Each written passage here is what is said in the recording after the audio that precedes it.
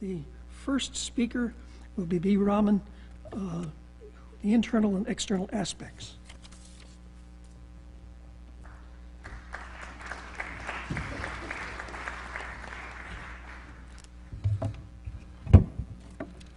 Thank you. I would like to thank the organizers of this get-together for having shown me the courtesy and the privilege of being here in your midst today. It is said that the Americans usually start their presentation with a joke, and the Asians usually start their presentation with an apology. I would start my presentation, even though I'm an Asian, I would start my presentation today with a correction and then with a confession. The correction is that I was introduced as a former cabinet secretary to the Prime Minister of India. I wasn't. I was a former additional secretary in the cabinet secretariat of the Government of India. The post of cabinet secretary is totally different. The confession is I'm standing before a well-informed and highly distinguished audience, and when talking to a well-informed and distinguished audience, there is always the risk of carrying coal to Newcastle. That's a risk which has to be faced, but I will try to face that risk as well as I can. What I'm going to do is, initially, I'm going to give a brief assessment of the ground situation in J&K as I see today, as it was before September 11, and as it has been after September 11. We all know that the situation which we have been facing in Jammu and Kashmir, it started in 1989. Before that, there had been isolated incidents of terrorism in Jammu and Kashmir. Example, the hijacking of an aircraft in 1971, and the kidnapping and murder of an Indian diplomat in the United Kingdom in 1983. But those were isolated incidents. Since 1989, we have been having a sustained campaign of terrorism against the Government of India. And this campaign has passed through two phases. The first phase was between 1989 and 1993. During this phase, most of what happened on the ground in Jammu and Kashmir was due to indigenous Kashmiri groups. There were various groups, some were advocating greater autonomy, some were advocating independence for Jammu and Kashmir, and a few were advocating merger of Jammu and Kashmir with Pakistan. This situation has changed since 1994. Since 1994, the role of the indigenous Kashmiri organizations in this terrorism has gradually declined. It's not that they have given up their objectives. They continue to stick to their objectives. But a large number of the Kashmiri organizations have realized that resort to terrorism is not the way of dealing with their objective. Since 1994, there has been only one indigenous Kashmiri organization which continues to resort to what we consider as terrorism for achieving its objective, and that is the Hizbul Mujahideen, the militant wing of the Jamaat-e-Islami of J&K. All other organizations which have been in the forefront of the terrorist violence in Jammu and K are not Kashmiri organizations, but Pakistani organizations. For example, the Harkatul Mujahideen, HUM, which was previously known as the Harkatul Ansar, the Lashkar-e-Toiba, LET, the Jaish-e-Muhammad, the Harkatul Jihad al-Islami, al-Badr, etc. If one has a look at the last report of the Counterterrorism Division of the US State Department submitted to the US Congress on April 30, it describes all these organizations as largely Pakistani organizations based in Pakistan. The leader of Jaish-e-Muhammad, Maulana Masood Azhar, about whom we have been hearing so much in connection with the abduction and assassination of Daniel Pearl, is a Pakistani Punjabi from a town called Bawalpur in Pakistan, Punjab. Professor Hafiz Mohammad Saeed, the leader of the Lashkar-e-Toiba, is a Punjabi Gujjar from Pakistani Punjab. Qari Saifullah Akhtar, the leader of the Harkatul Jihad al-Islami, again a Punjabi. So all these organizations are Pakistani organizations.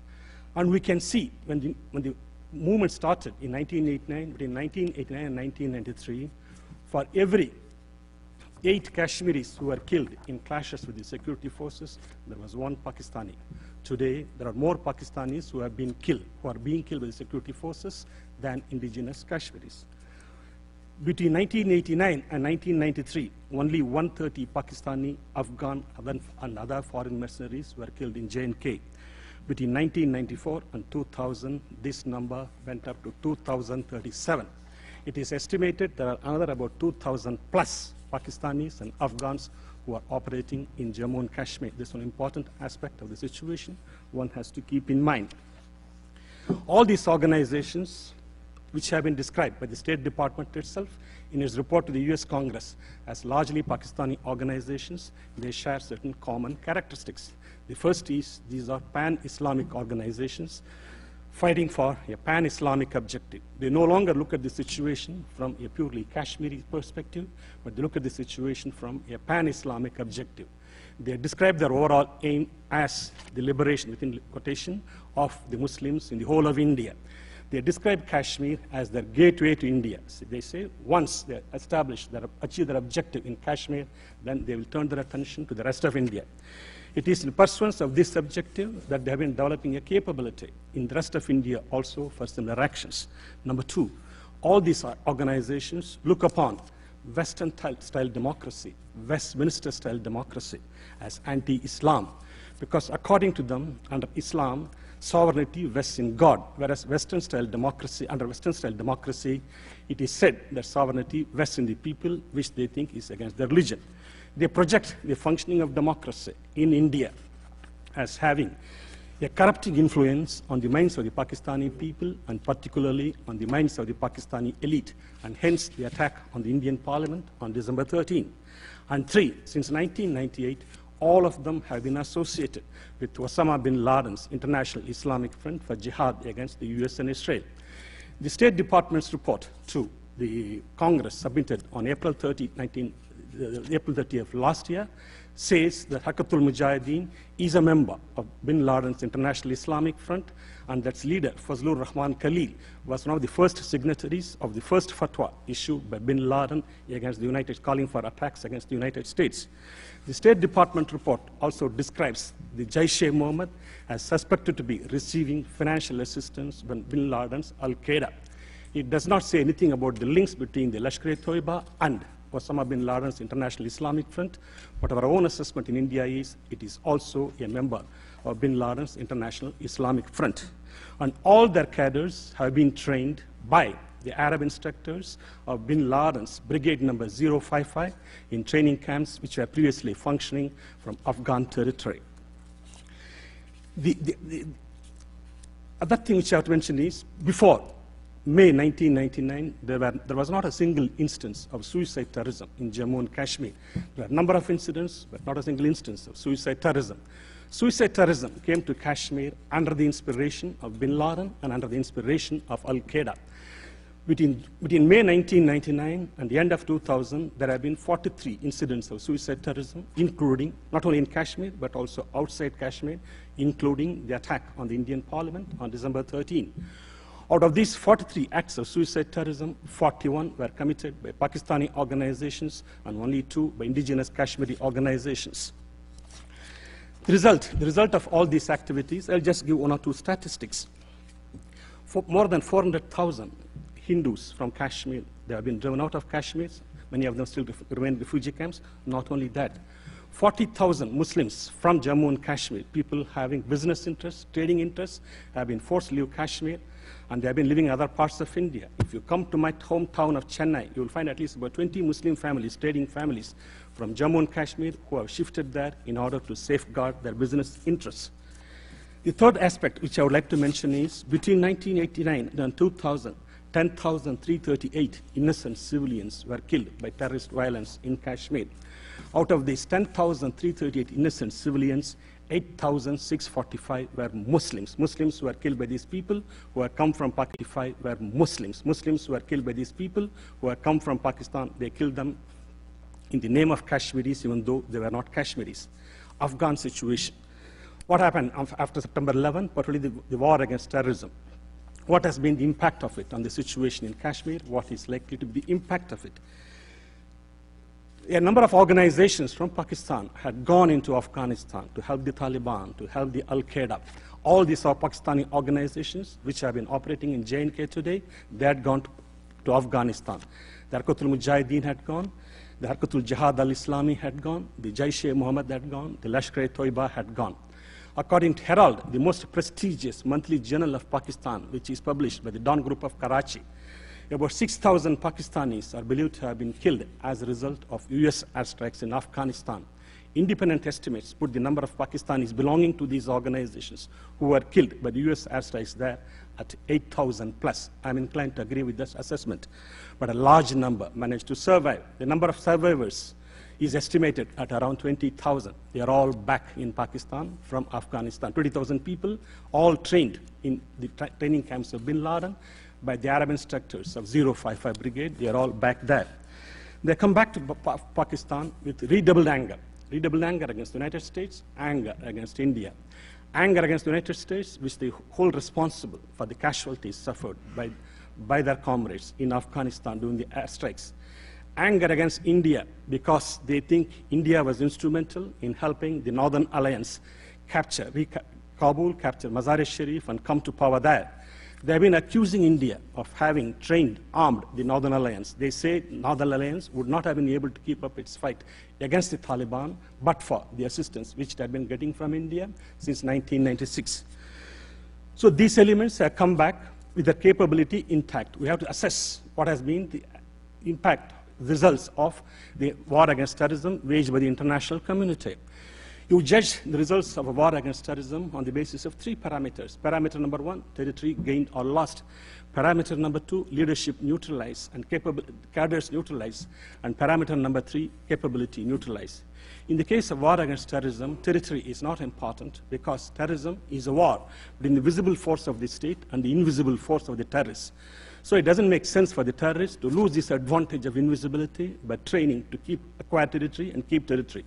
So the moment the international community's war against terrorism started, they disappeared from whichever territory which they were controlling. So that parameter doesn't apply in assessing the results of a war against terrorism. Leadership, what leadership was neutralized? According to the coalition center set up by the international coalition in the US Embassy in Islamabad, they hold daily press briefing. The Al-Qaeda, it was estimated to have a total leadership of 42, out of whom 6 were killed by the action of the international community and 2 were captured. That is 34 leaders, including Osama bin Laden, are still alive or still at large. The Taliban had a leadership of 27, out of whom 3 were accounted for, and subsequently Mutawakil, foreign minister, has been captured. That leaves 23 people, including the Amir of the Taliban, Mullah Muhammad Omar, are still at large. The cadres, as I said, 8,000 plus cadres belonging to various organizations were killed, but 20,000 have managed to survive the US airstrikes and they have come back.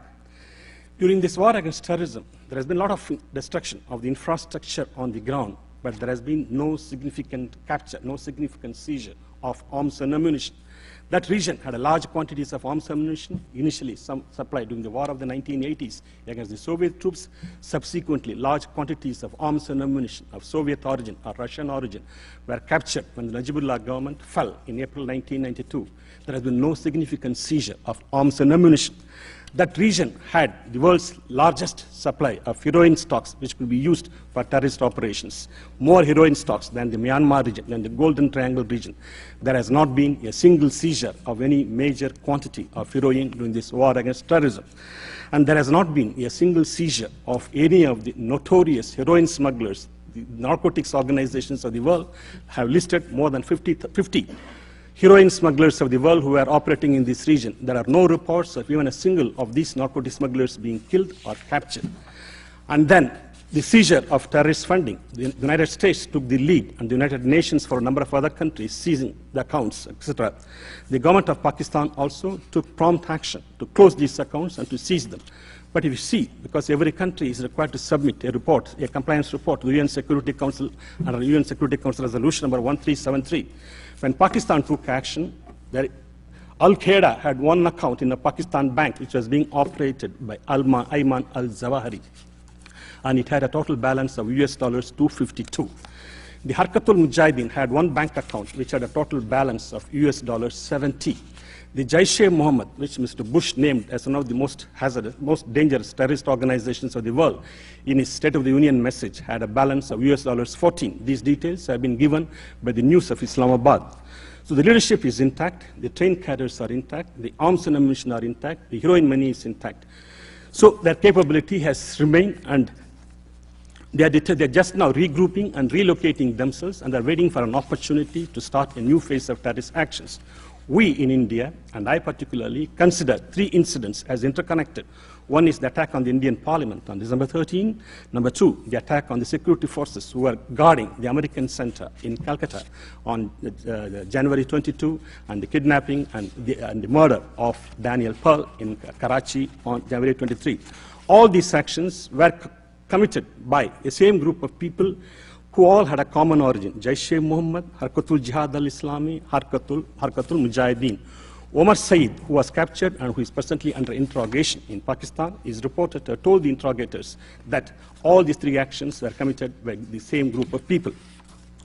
So this indicates that there is still lot to be done in the war against terrorism. The last point which I would like to make: what is government of India doing about it? People will ask, because one has to see. There are 2 things. One is a counter-terrorist policy. The other is a counter-terrorism policy. What Israel follows, we call it a counter-terrorist policy. That is, you direct all your operations against the organization, against the individuals who are office bearers or carriers of that organization. India does not follow a counter-terrorist policy. India follows a counter-terrorism policy. A counter-terrorism policy looks upon terrorism as a phenomenon, where it has a political aspect, it has an economic aspect, it has a social aspect, it has a number of other aspects. So you have to tackle all these aspects together if ultimately you have to find a solution to the problem of terrorism. That is what the government of India has been trying to do, improving the economic conditions of the people. One of the reasons why insurgency started in Kashmir in 1989 was because of the perception of misgovernance by different governments in Jammu and Kashmir, because of perceptions of irregularities in the elections committed there. And this movement started getting aggravated because of perceptions of human rights violations by the security forces. So all these aspects are being paid attention to now. The economic development, making sure, giving greater powers to the election commission, making sure that the elections in Kashmir would be totally free of any irregularities, so that people have no reason to doubt the genuineness of the elections, and also human rights. The IC, International Committee of the Red Cross, is being increasingly associated with monitoring the human rights situation, with training the security forces. It has a very large setup today in India. And a retired officer of the Border Security Force, one of the paramilitary forces of India, which is responsible for operations inside Jammu and Kashmir, has been working with the ICRC as consultant, organizing interactions with various security forces, organizing training classes, etc. So we are confident as a result of this, over a period of years, we will be able to bring down the level of alienation. Before coming here, I had been to Washington, D.C. A number of people asked me questions. The Indian genius produced a solution in Punjab. The situation in Punjab used to be as bad as the situation in Jammu and Kashmir has been. We had 6 hijackings. One aircraft, Kanishka, was blown up off the Irish coast, killing all the passengers. There was an attempt to blow up another aircraft in the Narita airport in Tokyo. At one stage later, we all thought India would not be a port in Tokyo. At one stage later, we all thought India would not be able to deal with the situation in Punjab. Today, Punjab, since 1996, there is total peace in Punjab. One day, the situation in Mizoram was equally serious. Today, there is total peace in Mizoram. One day, the situation in Nagaland was equally serious. Today, there is almost total peace, not yet 100% peace. There is almost total peace. Only one organization is still fighting as the government of India, but it has announced a ceasefire, and government of India has been holding negotiations with it. So people ask me, the Indian genius is always ultimately able to find a solution, but why it has not yet been able to find a solution in J&K? I said there is one reason. In the case of all others, there was an external involvement, but the external involvement was in the form of money, was in the form of training, was in the form of arms and ammunition. In Jammu and Kashmir, we are taking longer than we did in other parts of India because of the large-scale involvement of foreign mercenaries there. What we are facing is not only a terrorist situation, but an indirect invasion of our territory by foreign mercenaries, not in hundreds, but in the thousands. That has created greater complications. So what we require is a greater understanding of the situation on the part of the rest of the world. But we are very confident that ultimately we will find a solution to the problem. One last point which I wanted to make, and that is, very often we are accused, India is accused of not implementing the Security Council resolution of the late 1940s. This question of Kashmir, when the Pakistani troops invaded Kashmir in 1947, the question of Kashmir was taken by India to the UN Security Council. It was India who made the offer that once the foreign aggression has been stopped, once the foreign troops have withdrawn from there, We will take some steps to give the people of Kashmir an opportunity to pronounce themselves on the decision of their ruler to accede to India. The UN, the resolutions, if you closely follow the Security Council resolutions, it is in 3 parts. The first part says Pakistan should withdraw all its troops, regulars as well as regulars masquerading as tribals, from that territory. Number 2, once that is done, the additional troops which India sent to Kashmir in order to counter the Pakistani aggression should be withdrawn. And after these 2 steps have been completed, it says consideration. The resolution uses the word, it doesn't say plebiscite will be held. It says consideration will be given to the question of holding a plebiscite there if those 2 objectives have been felt. The first objective, withdrawal of Pakistani troops from the areas occupied by it, still today has not taken place. On the contrary, we feel in our perception there have been repeated violations of the Security Council resolution. 6 violations. Violation number 1, Pakistani troops have not been withdrawn as directed by the Security Council. Number 2, the northern areas of Jammu and Kashmir, the second largest territorial component of the state after Ladakh, has been incorporated into Pakistan. Its very name has been changed. Previously, it used to be known as the northern areas of Jammu and Kashmir. Pakistan has changed its name as northern areas of Pakistan. It has been incorporated into Pakistan.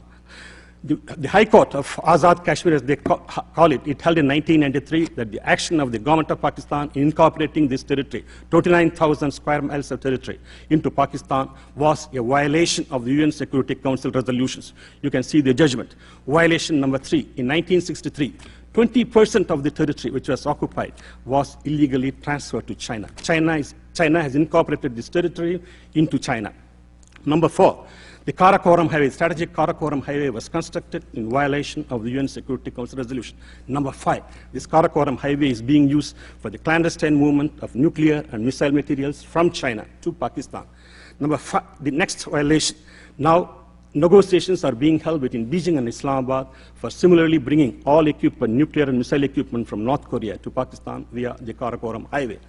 And the last point which I would like to mention is North Korea has been involved since last year in the construction, in the upgradation of road communications in the territories that have been occupied by Pakistan, and in the construction of tunnels in that area, which is again a violation of the Security Council resolution. So because of all, some of these factors are not receiving the attention it deserved. Last year, Mr. Kofi Annan came to Pakistan. He came to India in March last year. He was asked this question: why you are not implementing the UN Security Council resolution? He said these resolutions are passed 50 years ago. Circumstances have changed. Situation has changed. They are no longer relevant, but we have to find some other way. And India has always been very keen to find some way of a peaceful solution of not only Kashmir, of all of the problems which we have with Pakistan.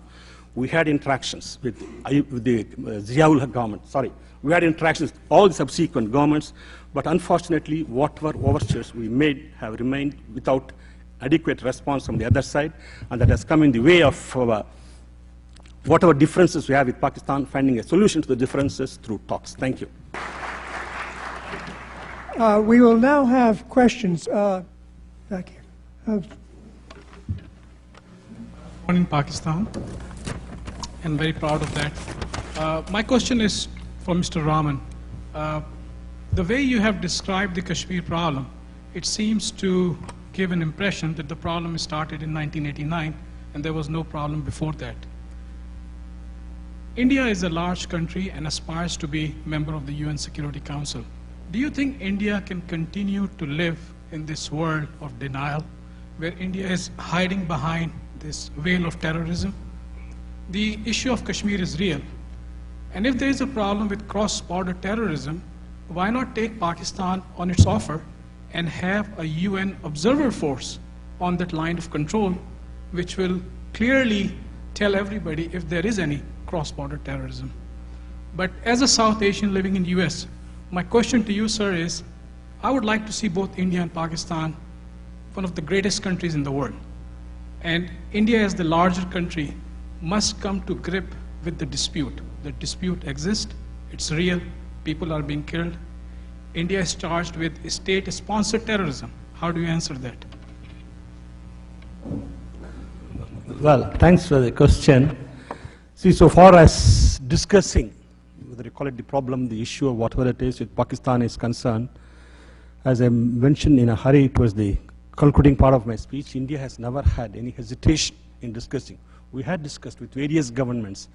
We had discussed when General Ziaul Haq was in power. We had discussed with Benazir Bhutto. Rajiv Gandhi had twice met her. And when Nawaz Sharif was the Prime Minister, he had one meeting with Mr. Chandrasekhar, our Prime Minister. Mr. Narasimha Rao, our Prime Minister, had 3 meetings with Mr. Nawaz Sharif. Mr. Indra Gujral had a meeting. Mr. Vajpayee took the initiative in going to Lahore. They came to a series of agreements. We had the Shimla Agreement, and we had the agreement on various confidence-building measures, the agreement on a composite dialogue in Lahore, etc.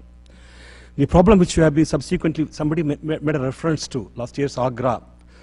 My good friend Mr. Vani said that how is it they could not reach an agreement on the formulations in the communique. One of the reasons, apparently it has not been well known, one of the reasons they could not reach an agreement on the joint communique was that the present government in Pakistan, they insisted that the communique should not have any reference to any of the previous agreements reached between the two governments. It should not have any reference to the Shimla Agreement. It should not have any reference to Lahore Declaration, etc. If every government which comes to power, we had never experienced in the past, it wants to repudiate whatever agreements were reached in the past, then it becomes difficult. The other thing is, India is always ready for a discussion. What we have been telling Pakistan is, yes, Kashmir is one aspect of the problem. There are lots of other issues on which we can go ahead. Mr. Jiang Zemin,